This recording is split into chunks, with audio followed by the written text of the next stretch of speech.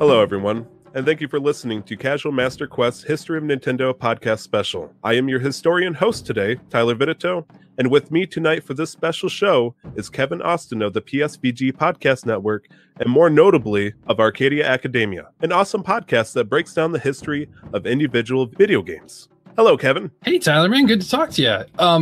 I'm surprised you remembered Arcadia Academia because I think. Oh, wait, what are you trying to say, Kevin? I didn't know you knew about the show, but then I kind of remembered. What are you trying to say, Kevin? Well, this is a history show too, so yeah, we're talking history. Yeah. Kevin, we both have been interested in video game history, but we don't usually talk about the companies as we do the video games themselves. Yeah, usually the history of the companies isn't really, special or anything to talk about. They might have an interesting start, but when you think about any big name publisher or developers, it's just like video games and money. But not Nintendo. It's cards and money. Well, I mean, Tyler, there's so much more to the origins of Nintendo other than cards. Yeah, right. Don't forget the money part. Tyler, Nintendo made a unique mark on the world, man. You know why. Yeah, today in the video game world, Nintendo has become one of the biggest icons for gaming, but not many know how everything came to be. You're right. What drove this Japanese company to eventually evolve into a mass media giant that we know today, worth over $1 trillion, let's be honest, real dollars, that's American dollars. American dollars, $1 trillion. $1 trillion. Anyway, we hope to shed a light on the origin of Mario's Guardians and hopefully give you a glimpse of the history of Nintendo that you might not know. We want to thank you, the listener, for giving this podcast a chance to educate you in a wonderful topic that has gone under the radar for the longest time. Even Nintendo, the very company we will be talking about, has very little to say about its origins, mentioning its history only as far back as the Nintendo Entertainment System on their official website. Yeah, a lot of information we have gathered is not even on the internet in the English language, meaning we had to use a lot of Google Translate for a few Japanese written research projects to scrape together whatever we could find. And I mean, there was even that time I went on the dark web, and I'm scared. Dark times, man. Dark times. Yeah. In fact, we had extreme difficulty trying to search for media pieces over Nintendo's foundation that wasn't essentially clickbait articles. I personally could only find a single podcast that glossed over the bigger details in a book cover from a book, from what I can tell, doesn't actually exist. Of course, Wikipedia and their sources served us well as a footing. Well, of course. That being said, we'll be reaching as far back as 1889, a mere 36 years after the end of Japan's centuries-long isolationism. Even further back, I imagine. Information may be scarcer to find during a turbulent time of which the Japanese government was trying to maintain control over their armies as they began to explore expansion into China. However, what we're about to do is discuss the deepest dive into the company's history than any other podcast has before, maybe even some books. Currently, the only podcast in the world to go this far, I want to shamelessly point out. Right, he finally convinces me to get on his show, and now he's bragging about... Today we'll be discussing the era of Nintendo before video games, and even toys were a major priority in the company. Please understand that being a company oriented in Japan, most of the names we will say, are Japanese, and we may goof up on, much as I would love to pretend I'm fluent in the language of Nippon. Nippon. That's what I said, Nippon. No, there's no annotation at the beginning of the word Nippon. My English is terrible enough as it is, and I don't want to confuse those who are listening. Fair enough. I'm most likely not going to be perfect either. Are you ready to show the world how Nintendo really started? You bet I am. Well, let's do it.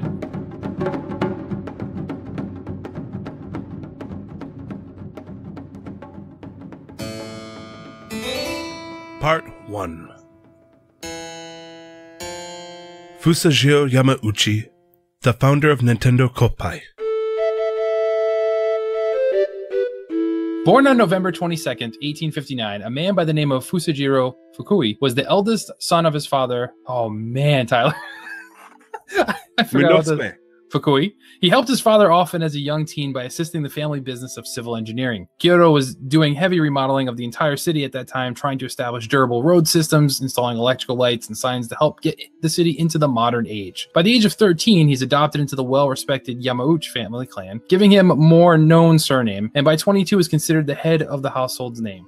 Now, I want to admit here that this bit of info was hard to find and piece together, and quite frankly it was hard to understand or believe because it was all in Japanese and poorly translated. Fusajiro was born a Fukui, but became a Yamauchi? Yeah, we're talking the 1870s, Tyler. Japan at this time was rapidly moving in different directions, but it's not unheard of. It's a very possible thing that in this culture that a man of a lower class would earn his position in a higher ranking family by merit or by marriage. But there's nothing saying why he got the spot. And keep moving. You're revealing plot holes.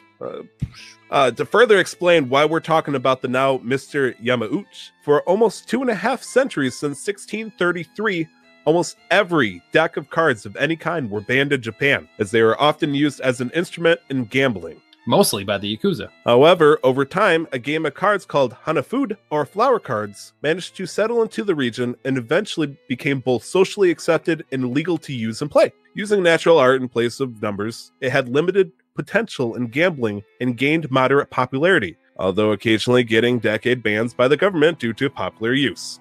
By the Yakuza. Yes, by the Yakuza. However, it wasn't until September 23rd, 1889, when Mr. Yamauchi decided to give a different style to the Hanafuda card deck. Rather than to have them handmade into bits of paper, Mr. Yamauchi would paint artwork by hand onto the back of bark taken from the Mitsumata tree, making a custom deck of his own design.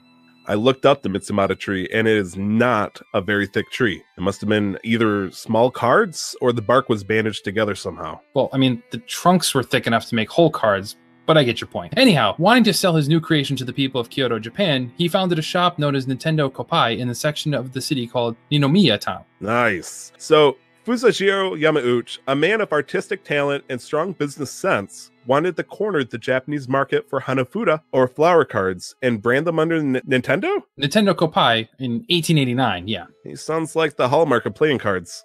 Well, I mean, Tyler, Hallmark didn't exist until 1910 and didn't have any dealings with the Yakuza, but I see where you're going. Kevin, the Yakuza tie-in with Nintendo's original product of anti-gambling special edition playing cards might be entertaining, but the fact is there's just not enough evidence to support that theory. You just need to believe. So the Nintendo name now exists. The name we all are very well versed with can be directly translated in allusion to the phrase, leave luck to heaven. However, the company has neither confirmed nor denied if Mr. Yamauchi had meant for his company's name to have any such meaning. Did they ever deny or confirm their tie-ins with the Kevin? Fine. History time continues. Despite the frequent stagnation of the Hanafuda card games, Mr. Yamauchi's art style swiftly became very popular amongst the locals within a few short years, creating a demand so great that he had to hire a team of workers to help keep up with the demand. One source said he hired just one person at first and more later. Another source said that he hired a bunch all at once. The media, I swear. Fake news. During this time, Mr. Yamauchi, a thinking man looking to spur his business even more, made a deal with major tobacco distributor Mirai Yoshihiro by attaching a prize card with every pack of tobacco sold in Japan. This created a well-known label for Nintendo and by extension, Mr. Yamauchi. And unable to make them by hand and keep up with the customer base in 1907, he would have to resort to mass-producing the Hanafuda decks, as well as introducing the Western playing decks. I'm willing to venture a guess and say this is where he began hiring a bigger team. More than likely. Just imagine, Nintendo's first partner in spreading their product was a tobacco company. It's definitely not something a video game company targeting children and young adults nowadays would want to have mentioned. To defend him, though, Mr. Yamauchi was not thinking of children at the time, and something like dealing with tobacco companies for advertising back then wasn't really anything out of the norm. Alright, so we might be taken out of the context a little bit. Over the next 2 decades, Mr. Yamauchi, now with a wife and daughter, has grown a business from a local shop to a large major corporation, offering dozens of different kinds of card games by Nintendo, who around this time dropped the Koppai from its name. Satisfied with his work, but without a son to take on his company, as was the tradition of family business, Mr. Yamauchi needed to decide soon on its fate. Being in his mid-60s in the 1920s, he was ripe for retirement, but couldn't give up or sell off the legacy he worked so hard on for the last 30 years. He eventually decided that his son-in-law, Sekiro Kaneda, who married his only daughter, would be a worthy suitor to the Nintendo Koppai legacy. And after being sworn into the Yamauchi family and giving up his own family surname, Sekiro took over Nintendo in 1929, leaving Mr. Yamauchi, now 70, to finally retire and step away from the family business. Mr. Yamauchi would forever leave Nintendo's hands to his son-in-law until his own death 11 years later in 1940, having suffered a stroke, not related to tobacco. No, definitely not. Never. Or the Yakuza. Or the Yakuza. Despite being the original founder of Nintendo, not much more can be found about Mr. Yamauchi's personal life beyond his family's underlying connections to the makings of the roads of Kyoto. Or the Yakuza, as Kevin keeps pointing out, still maintaining their baseless rumors. However, his most notable public accomplishment is more than satisfying enough in that Nintendo now exists.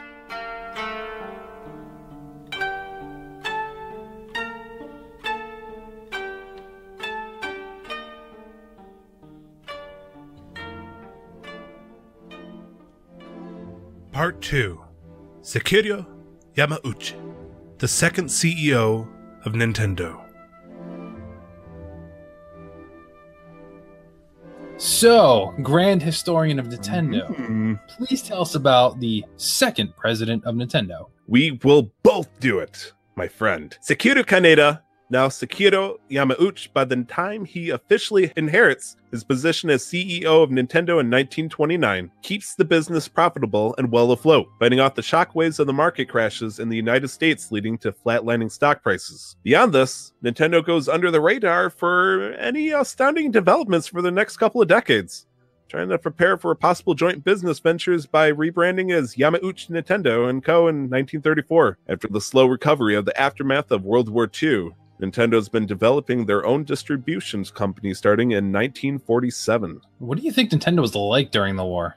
I would imagine that their product received a slight boon with soldiers heading overseas in need of transportable entertainment, and from the occupation of American soldiers around the same time. However, the same problem that plagued Sakuro's father-in-law, the original owner of Nintendo, Mr. Yamauchi, has now returned decades later to continue the complications of tradition. His children were all daughters. We know how that goes. And he didn't want to have a bigger family than he already did. His family should be Nintendo at this point. Who needs children? That's true, but that's not how it works, Tyler, especially in the 1940s in Japan. Seriously, though, does he sell the company once he retires? His wife, the daughter of the company's founder, would surely be ready to strangle him if he suggested even doing that. Another child would take way too long to prepare for his succession, and he lived in an era where women were never considered equals in the business industry. He will soon be forced to make a prompt decision in 1949 where he suffers a crippling stroke. Wait, this happens again? Both presidents of Nintendo pass away from a stroke? Well, he didn't pass on immediately, no, and it has nothing to do with the Yakuza. No, Yakuza or the tobacco. That's right. In his last bits of time, Satoru would have been more than happy to have his son-in-law take over the company, but there was a huge issue with this happening. And what would that issue be, Tyler? The son-in-law could have been third in line, abandoned the family, and scampered off into the unknowns of Japan. There's no traces of him anywhere beyond the fact that he let Satoru's daughter and grandson face the life of Japan alone. Wow. Just imagine what could have happened if this unknown character, who as far as we're concerned never graced history books, has chosen to stay with his family and take over what will eventually be one of the biggest entertainment businesses to date. Things could have gone drastically differently, you're right. They could have become a construction company by the time he had let go of his position, or driven into bankruptcy. Or maybe it wouldn't have changed much at all, really, because the eventuality, president seat would have gone to Sakuro's grandson, presumably. You're right. Kiryu, desperate to choose his successor, frantically begged his grandson to take over. His name is Hiroshi Yamauchi. He was about 23 years old at the time. A short time later, Satoru Yamauchi died from complications of his stroke, and the mantle of Nintendo truly rested on the young and ambitious Hiroshi's shoulder, where he would lead Nintendo on a dream voyage that would take him 53 years. 53 years as the head of Nintendo company. Holy moly. I personally believe no person should be the head of the company for that long, family owned or otherwise. Why is that? He might have had a team of people who helped over time, potentially. The idea that would have been approved by him. People's ideology stagnated with time, and I would have preferred that he passed on the baton a lot sooner than that. I guess that's fair. You think about people over time, if they have an opinion, it stays that same way, but this is an entertainment industry we're talking about, which changes over time, so if he didn't move with that, yeah, I guess you're right. It probably would have been better to hand it off sooner. I mean, it's true that he definitely, he went with the times eventually when in the 80s when the Nintendo Entertainment System became a thing, but I could only imagine that took him almost 40 years to reach that stage. Right. Well, next on to the history of Nintendo and the face of Nintendo's advancement into video game history, we have Hiroshi Yamauchi.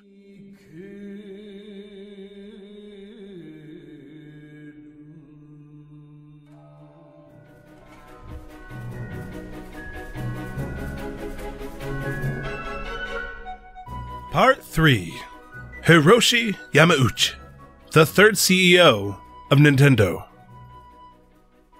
Kevin, please start us on the tale of Hiroshi Yamauchi. Certainly. Mr. Hiroshi was born in Kyoto, Japan in September 7th, 1927 and lived a tenured and educated childhood, having gone to prep school. He wanted to study law or engineering during late high school and college, but these plans would soon be cut short by a little thing known as World War II.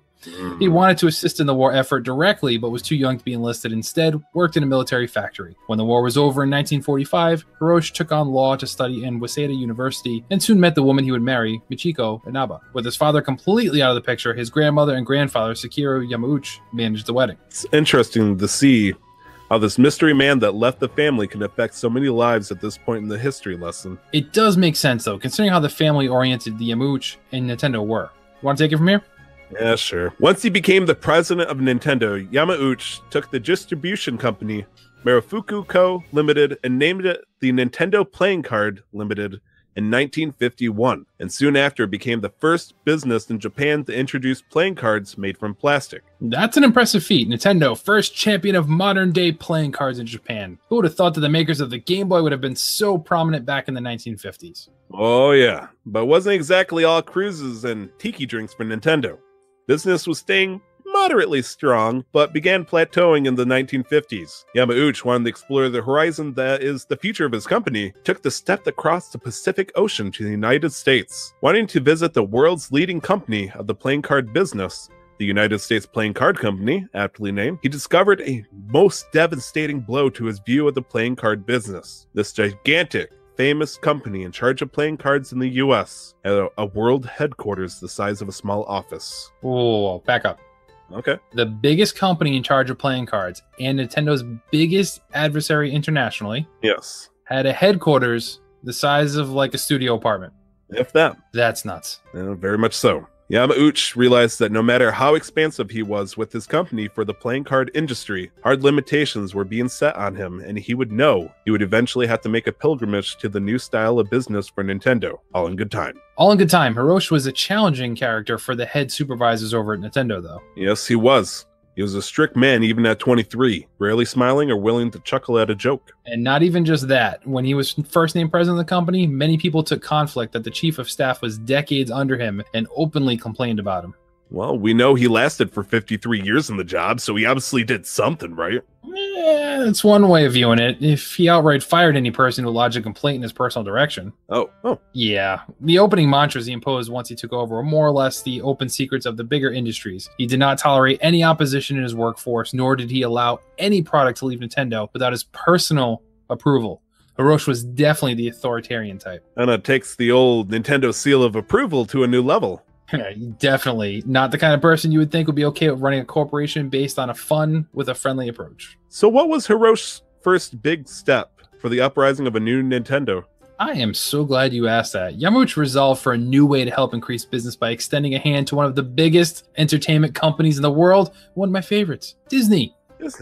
Having a strong playing card territory settled in Japan, Nintendo made a deal with Disney in 1959 to have their Disney characters on Nintendo's playing cards, which has since evolved into a wide variety of platforms beyond the original Hanafuda decks. Even to this day, the old decks, having still felt strong ties and influences to gambling and the Yakuza, earned it unwarranted distrust by children-focused families. With the deal in place, however, the decks were soon replaced by pictures of Mickey, Donald, and Goofy on them.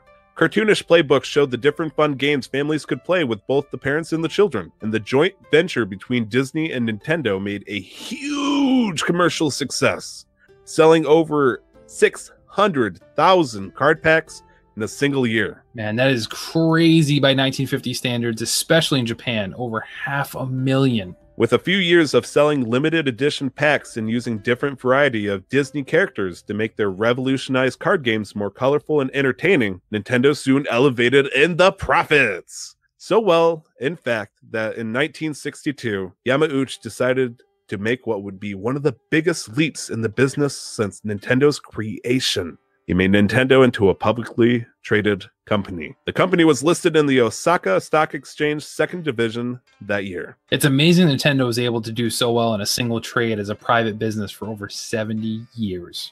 It also makes me wonder what Nintendo would have been like if it stayed private all this time. I would venture a guess and say they would have made newer card games until it became unprofitable, sold off the business, whether that be in years or decades' time. True. But the future of Nintendo in the 60s were far away from your neighborhood's favorite card company. Absolutely. The wonkiest period of Nintendo we have covered so far, with the birth of a publicly owned Nintendo now rising in both profits and influence, Yamauchi took Nintendo-owned distributor known as Nintendo Playing Card Co. Limited and renamed it in 1963 to simply Nintendo. Yamauchi, now the CEO with overwhelmingly large amounts of capital investment coming in from previous deals and stock purchases, tried to shoot for the stars and find Nintendo's new future, having saw what will happen to his company should he continue the business of playing card manufacturing.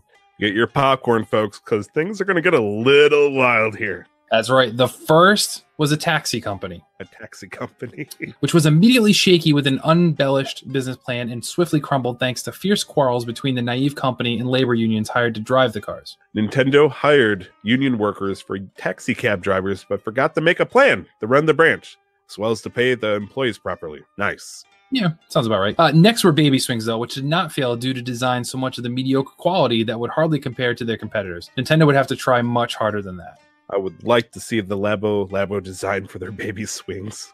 Me too. Still astounding that Hiroshi, the strict man who wanted everything top of the quality, signed off on Baby Swings. Take it away, Tyler. All right. Ballpoint pens a la Bic and instant rice outlets soon became Yamauchi's driving points. But small-scale pen distribution didn't really make the work profitable over the cost of business, and most Japanese people were heavily satisfied with the brands of instant rice already. In regards to the pens, the business could have gone well if they had a larger distribution range and buyer base, but the penny to the dollar formula just didn't work on a smaller scale. As for the rice, though? Nintendo could offer their rice today, but in the end, I just need good old Uncle Ben's. Fair enough. Try to tinker into the toy industry, which they will eventually become famous for. Nintendo develops and releases a building block toy set of different colors and varieties, looking awfully similar to, you guessed it, Legos. Unsurprisingly, the Lego company launched an instant lawsuit against Nintendo for their clear plagiarism of the building blocks they had copyrighted years before. I'd also like to point out that Nintendo was also bragging that their stuff was much better than Legos, apparently. The lawsuit crumbled thanks to Nintendo's NMB blocks, which they are called, having different shapes and sized building blocks. The toy set appears to not have lasted long thanks to the pieces having difficulty fitting together. This little bit of history, though, is another fun tidbit that people don't know all that much about, surprisingly. Fun fact to a fun fact, the boy that's on the playbook with the original box is Hiroshi's son. Did not know that. That's why I told you. Okay, Brain, tell me another fun fact about Nintendo. They also supposedly made a vacuum. Not the one Luigi had, but, you know. But there's not really any of the further details exist beyond the fact that it was called Chiritori, and it is featured in a WarioWare game. You would think that somebody, especially Nintendo, would have found a way to turn a vacuum into a toy of some sort. I mean, vacuums then would have been like really loud, which would have been bad for kids' hearing and a nightmare for the parents who had to listen to it all day. Anyway, finally, and most interestingly from a Nintendo historian standpoint, highlight of this episode by far. Mark it here. Yamauchi decided to have Nintendo build and sponsor a love hotel, which is a Japanese-related business phenomenon. Oh, Kevin, what are these love hotels? Do I have to be the one? You're the more mature one between the two of us, so I'd recommend it. Fine. Love hotels, which are essentially rooms rented for the hour or two for the occupants to have some sexual gratification. Or business, depending on the situation. Tyler. You're right. Your court. These love hotels were not exactly the most hygienic or well-kept buildings in Japan, leaving disease and sickness an easy oasis to build while customers are fulfilling their carnic pleasures, if you will. Had the love hotels made many civil and cleansing advancements, perhaps the Nintendo we know and love today would be of the romantic kind. Alas, this business venture, too, had failed. Just imagine, Kevin. The Nintendo Entertainment System could have been a very different kind of toy. Oh, God. Tyler, grow up. Today's Nintendo, savvy to not discussing anything that isn't either modern day or directly beneficial to their stock prices, absolutely refuses to make comments or mentions to any of these previous attempts to cultivate business. And probably for good reason. For 5 years, Yamauchi was trying so hard to shoot for the stars. While they have some small toy business success alongside their playing card front being upheld. With the Olympics being held in Tokyo in 1964, playing cards hit another boost in popularity and sales, but it would not be enough. That's true. Dark days lie ahead for Nintendo at this point, with people finally tired of the same old card decks of the past 5 years. Nintendo had finally reached the hard plateau Yamauchi knew and feared. Stock dropped from 900 yen to 60 yen, which is about $9 American to 60 cents. This would be one of the first of Nintendo's economic slumps, and the first to test Yamauchi's perseverance as he searches for the future that he so desperately needed for Nintendo to survive. It was not until 1965 when the winds of change blew in his favor, when he hires a man by the name of Gunpei Yokoi as a maintenance engineer for the assembly line. Yokoi, well trained in repairing machines as he was, would soon offer a chance of hope in a way that Yamauchi would have never dreamed of. In the next episode, should people be interested, we will discuss the continued mixed path of Nintendo as Hiroshi Yamauchi shoppers the way of his company's future into the toy industry with the help of Gunpei Yokoi. Would you say that it's a Yokoi watch? Anyway, together they will start Nintendo's big claim to fame as technology rapidly advances, giving a company a chance to shine that few companies could match during that era. Again, I would like to thank anyone who listens to this, as this podcast episode took more studying and sleuthing than we could have ever imagined.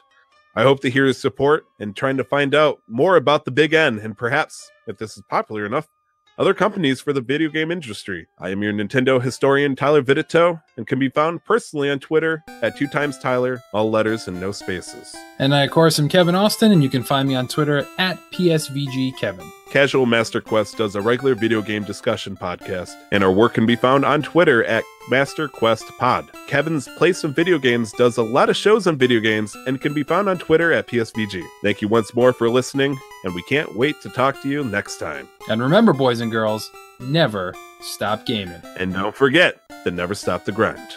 Wait a minute. I know. I didn't come up with it, I swear.